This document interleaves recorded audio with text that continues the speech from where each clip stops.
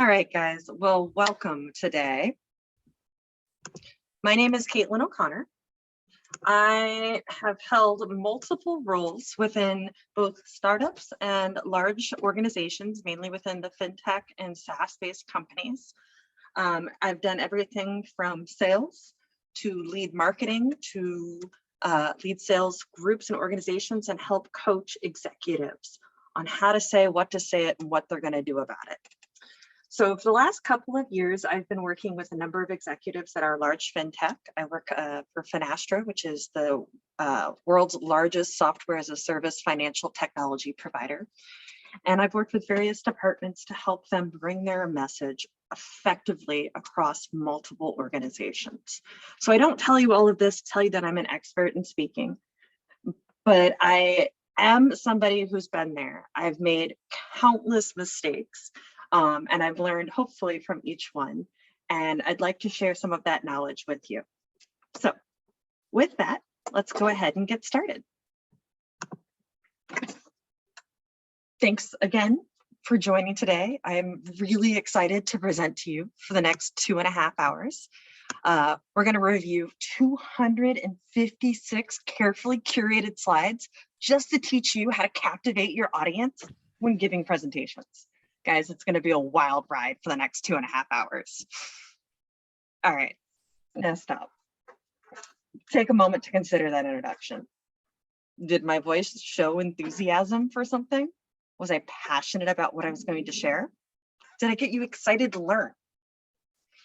Now, how'd you feel when I told you how long and just how many slides we were going to review? What if this meeting was mandatory and you had to do it for work? If you're anything like me, right about that time, you're picking up your cell phone or you're slacking and chatting on Yammer to your close friend groups and starting to make fun of the world's longest slide presentation. Let's take a look at a few other ways that we can captivate audiences in our presentations.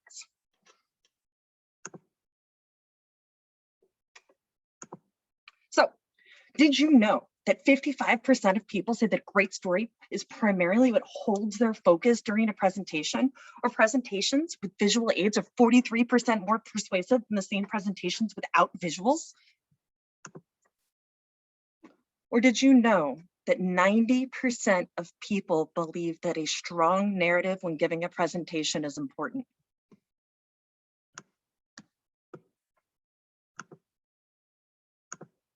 Did you know that 4 out of 5 professionals say that they've shifted their focus away from the presenter during a presentation? Again, that's me picking up my cell phone to check Facebook, the stock market, anything else other than listen to a presentation. Did you know that one statistic per slide is what you need to make an impact with your data? Just one. Well, know that you are not alone in this. With an estimated 30 million PowerPoint presentations that are created every day, how are you going to differentiate? Half of those people that see those PowerPoint presentations and create them say that less than a quarter of their content in the presentations contains text. What you need to know is that your audience is going to and needs to be able to take in your slide and its meaning within 3 seconds. So before we get started, I wanted to touch base and really ask about those last 3 bullet point slides, right? So the first one was a ton of text with a lot of great information that I tried to cram into a conversation as quickly and as efficiently as possible. And what happened is I started speaking really fast. I started shoving statistics down your throat. And if you're anything like me, you're quickly trying to jot down those stats. When we took it one by one, you were able to sit there, you were able to listen, you were able to resonate with the stats that I was providing. Did the puppy, or my puppy, elicit any emotions from you? Did you feel alone? Did you feel sad for the dog? So Today's objective is to establish new ways and best practices to effectively deliver a message in an engaging manner. New ways and best practices to deliver your message in the best way possible. So what we're going to do, as you saw on the last slide, is we're going to talk a little bit about preparing to present. Preparation can be the most daunting, can be the most difficult, but at the same time, like a house or any good foundation, it's what's going to get you where you need to be. The second piece that we're going to talk about today is how to get creative, how to make your presentations a bit more engaging, how to make them pop. So I'm going to ask you to be engaging with me. The best way that we can have a great conversation is to hear your opinions. I've created these slides purposefully. I want you to take a look at the different slides to understand what made you want to listen, what messaging or what presentation style turned off for you. Maybe you got overwhelmed, it was just too much. Did you feel an emotional tie when you saw or you read something? Why did those messages resonate with you? And of course, what did you learn? So as we get ready, we're going to start with the foundation, asking yourself, am I ready? We'll talk a little bit about building an outline. I think most of us know how to do that. And then we'll add in the how to get creative. So let's start. Before you present, you do need to ask yourself, am I ready? That's what's the audience, what's the meaning, and what's the messaging. This may sound a bit rudimentary, but I cannot tell you how many executives that I have walked into presentations and helped them build their messaging, and they had no idea. Are you talking to a bunch of C-level executives? Are you talking to a bunch of data geeks? Are you talking to a bunch of technology experts? By understanding your goal, your audience, it can help you with your messaging, it can help you with your delivery, it can help you build that deck out. So understand not only who's attending, but what their roles and responsibilities are for the meeting. Again, is it willing or mandatory? Everyone here today is willing, but perhaps a work meeting is a mandatory meeting that someone would rather be doing 20 other things. So you need to understand what their goals are and how you can address it within this meeting. Oftentimes, it's best to establish a time frame that's under what you're given. People have questions. People want to dig in on items. So by being able to say, we have an hour scheduled, but I'm going to do only a 30-minute presentation so that we can talk, we can ruminate. Not only does it ensure that people can get to their next meeting or their next event on time, but it gives people a chance to feel like they can be engaged with you. And then finally, always set your meeting objective. It needs to be clear, it needs to be concise, and most of the people in the meeting should agree with that. From there, you can build your outline, you can add structure to your story, create a good flow. But finally, you want to ensure that you leave every meeting with a call to action. Can't tell you how many times we go out of a meeting and we need the project manager or the business analyst to say, excuse me, what did we agree upon? So make sure that your meeting has that call to action beforehand. So the second part of understanding how to build your messaging is building the outline.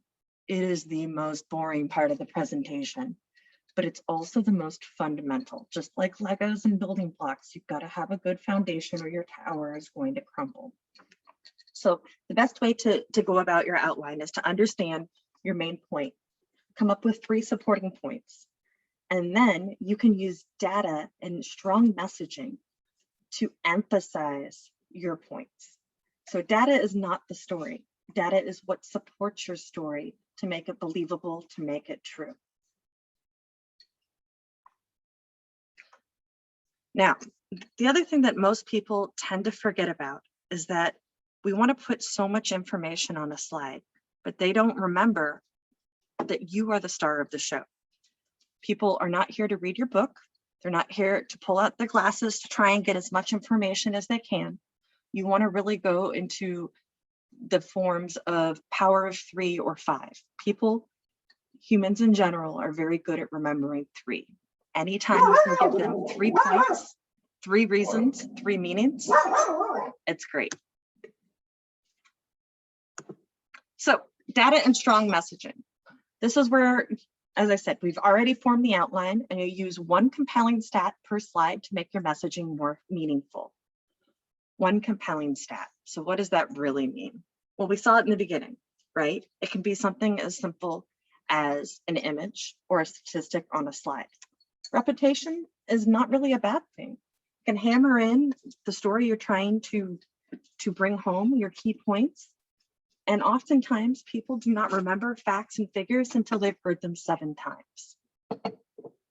So 1 statistic per slide to make an impact with your data, just 1.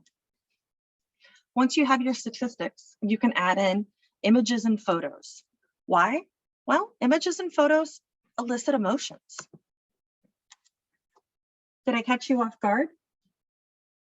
Did I cause an issue or elicit a feeling by seeing a child running around in a unicorn mask? Hopefully it woke you up a little bit.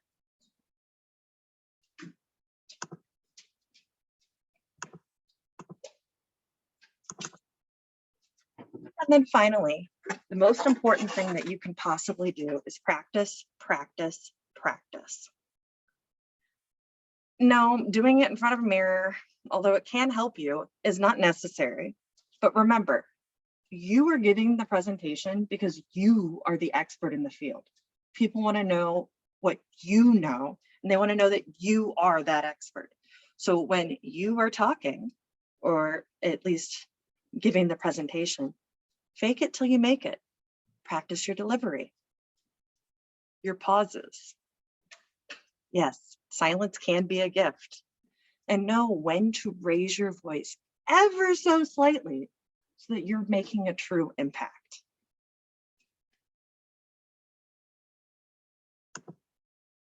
So, as a quick reset, as we're getting to prepare for our presentations, you've got to set your goals and objectives. It sounds rudimentary, but by being able to set out an outline for yourself, you can make sure that your story has flow, that it's structured properly, and that you've got the right supporting points and data to make it pop. Once you have your data, you can find photos. There's tons of different stock websites, which everything from Captivate to Unsplash to Shutterstock if you want to pay for them. And they can really add that extra pop to those statistics. It makes it significantly more memorable. Don't be afraid to repeat a key trend, stat, or message. Helps hammer in that storyline and reiterate your key points. Finally, you need to practice your message and be sure to smile. When I worked at Steak and Shake, we would grade people who worked in the drive-thru. And if you did not have a smile on your face while you were giving your drive-thru speech, you were actually marked off on your qualifications to be a drive-thru operator. Why? Because the smile comes out in your voice. So knowing that you're smiling as you're talking, people are going to be more engaged. They're going to lean in. You're becoming more likable. And lastly, always, always, always check for errors and consistency. So that's everything from ensuring that your font sizes are correct to ensuring the structure and format. You can use a work structured format PowerPoint presentation, or things like PowerPoint and Microsoft Office offer you templates. Keep your colors the same. But remember that less is more. They're here to learn from you, and no one wants to hear a monotone, boring presentation. Sometimes spicing it up with a silly picture or a quick little laugh can do wonders. But if I leave you with nothing else, it's 1 statistic per slide in order to make an impact with your data. So we scheduled 2 hours for this presentation. We are down to about 30 minutes. Why? Because if I give you any more information or stats than that, it's going to probably run out you're not going to remember anything. So the point of this is to take a step, take a moment back and think. There was a number of different slides in this presentation. Which slides made you want to listen? What turned you off? I'd like to open it up to everybody that's on the line and to understand what might have made a pop or resonated with you in particular. The statistic, the first slide was very powerful in how to make a presentation and why presentations are so important, especially in this modern work world. It's highly important, especially for business analysts to be engaged and make entertaining presentations, entertaining, relatable, and presentations which are both entertaining and relatable. I repeat that because it's that important to do presentations that are entertaining, repeatable, and it's an important skill to gather. And the first slide, I think, was perfect. Was perfect as how you put it. And I loved it, especially as far as both how it concerns you have to make an outline. You also have to have an aim, like, am I ready type. So that was also very, very helpful. So I just wanted to add that to the group. Thank you so much again. Was there anything in particular, a slide that made you drawn in, or something that made you want to learn a bit more? We used heavy visuals in some slides, and then we used heavy text in others. Your first comment when you said we're going to be talking about this for 3 hours and 300 slides. It woke you up though, right? We've all been there. Yeah. It caught you off guard. It woke you up. And suddenly you realized that you could relate to me, because no way in hell does anyone want to sit through 256 slides. I like the slide with the unicorn, the person with the unicorn. That really so stood out to me, because I love unicorns. So that's actually one that I've used in a number of large presentations, because it's so silly and it's so out there. It usually takes people, especially in banking, a little off guard. And it's not inappropriate, right? But it's enough that someone goes, huh, what's this? What are we talking about here? Because you as a human make 60,000 different and more recognitions and synapse points that are connecting when you see a photograph versus reading a slide. That's why they say a picture is worth 1,000 words. So by throwing in something that's relatable to the slide, but a little bit out there, you've suddenly captured and engaged your environment much better. Anything else that stood out? Like the slide, it had the one with the monkey in the mirror. I thought it was just so cute. And then I was focusing on like the hair, like how it was all perfectly lined around his ear. And it just took me on a different thought. But yeah, I really liked that one. It was cute. But it did take me off the topic a little bit as you were talking. Most people are drawn to cute. So animals, babies doing silly things. It elicits that emotion within you to take care of and to go, oh. So it automatically draws you in. However, things that are too cute, so a baby monkey versus a monkey doing something silly, can actually distract from the message. Oh, is that why we have so many commercials with those things? Exactly. Another thing that humans tend to like is contrast and bright colors. So no one wants to see the 1980s come to life through your computer again. But by using strong colors, so the use of orange and a slide that is gray, black, and white makes it pop. The use of maybe some hot pink and some, blue or purple mixed in can also invoke some of those happier emotions. The monkey was good though. The monkey was excellent. The monkey was really good. So I'm happy to dig in a little bit deeper on anything questions that you may have or things that you want to talk about. But my goal today was to bring a high level awareness in a short and concise format for something that you can take away as easy action items. So we'll definitely put the deck online for people to see. We do have in the appendix just some additional tips and tricks. You know, it depends on whether or not you're going to be in person or online, but you really don't want to ever have more than or less than a 14-point font. Makes it very, very difficult to see, and people can get extremely overwhelmed with all those stats. No one wants to see long, wordy, boring slides or complete sentences. PowerPoint is never the place for a complete sentence. That's an email. So you mean like this slide?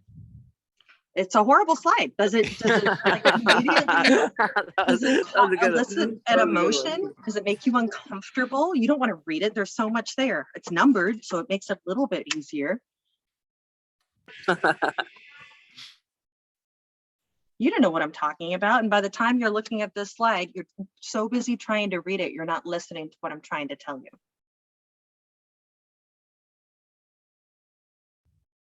Did anyone catch the spelling errors in this slide? I promise you, once you find the spelling errors and someone's talking, all you can do is focus on that spelling error and wonder why in the world.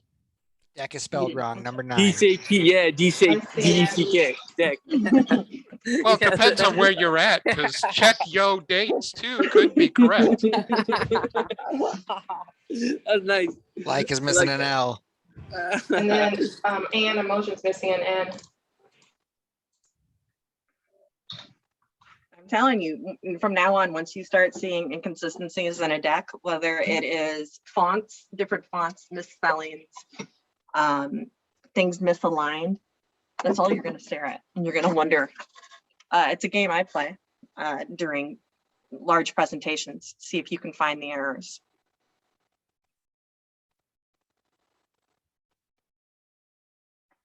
Okay. Well, I had expected at least another 15 minutes of chit chat, but that was all I had for today's presentation. Again, wanted to keep it short and sweet.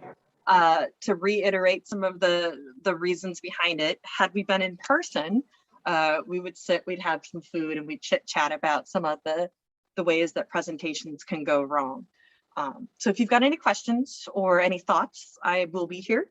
Other than that, I just want to say thank you very much for your time. Oh, that was very, very powerful. I have a question, actually. No. No I'm questions? kidding. I'm kidding. So when you do make a presentation, what would you say is the most important? The outline? Is it the outline part, or is it, you know, like how can you make monkeys look in the mirror? How do you do, like, how do you do something like that? That is very like strong messaging, like you said. So and then so this is the most important part you would probably suggest. Okay, I would say the prep. So it's what is the goal, the objective that you're trying to get from that meeting? Is it to explain that you were behind on timelines? Is it to explain that, my last presentation that I gave was to explain that a line of business was failing. It was not doing well from a growth standpoint. So I came up with the overall outline. The point was we need more pipeline. That was the entire goal of my presentation. But from there, I came up with 3 to 4 points as to why we need more pipeline. So marketing inbound is down.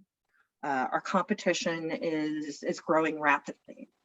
We just rebuilt an entire sales force. And then from there, I came up with 2 to 3. I came up with an overview statement. What's my key message? Well, we just rebuilt the entire sales force. We have, my supporting data behind that would be, we've got people onboarding, we have people learning the product, and we only have 1 fully operational sales rep working in this area right now. So I would give 1 slide to that message, and I would speak to the supporting data points behind it. But once you put 3 or 4 data points on a screen, people stop listening and all they see is the data. So whether you're adding graphs to boring tables, people resonate better with visualizations and your story behind it. It's just like going into kindergarten and having the teacher read you the book, and then she shows you the page. And then she reads another line and she shows you the page. We really haven't evolved that much from kindergarten. Our brains are very much wired like that still. Oh, okay. So bring the I mean that was actually a good example. So a statistic, and then like a bold line and a statistic to know that to make the business aware that that there are certain pieces that are need to pay attention to, and the technology part is that do they go in sync, or is it two type of presentation styles? Because I mean, what you said is super powerful, and I thank you so much for that. Thank you. Yeah, I mean, I think also it comes down to, are you discussing data and giving a very technical presentation?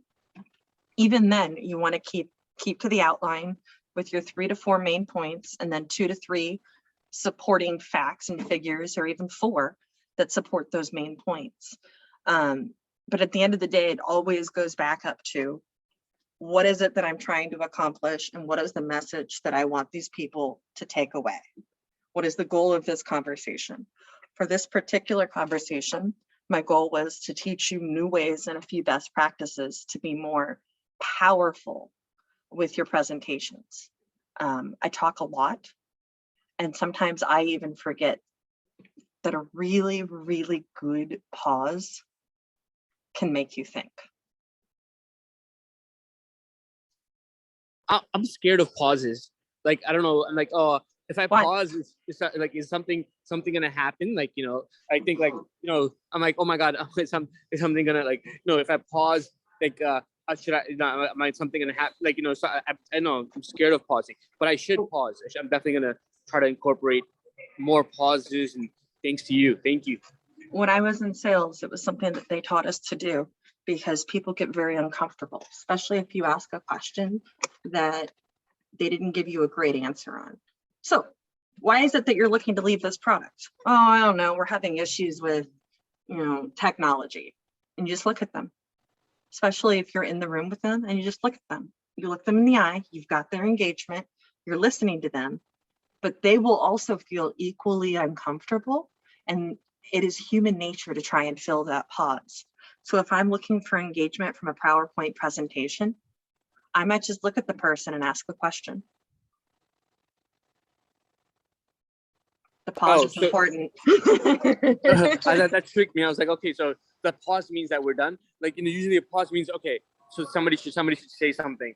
So it's like no space, no space is left unfilled. So it's like so something happened. I mean, so something is like is delivered, especially in the sense where you have a number of variety of presentation styles, and then you pick one presentation style where it's very entertaining, and then like you're doing, right? You're paying attention to what we're saying more than what's the actual content is. Meaning, it's like the feedback is more and more important.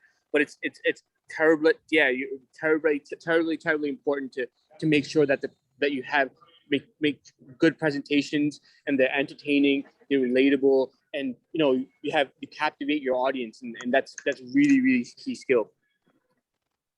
So I'm learning that from you. Thank you so much for that. Well, thank you so much. Was there any other comments, thoughts, or ads from the peanut gallery?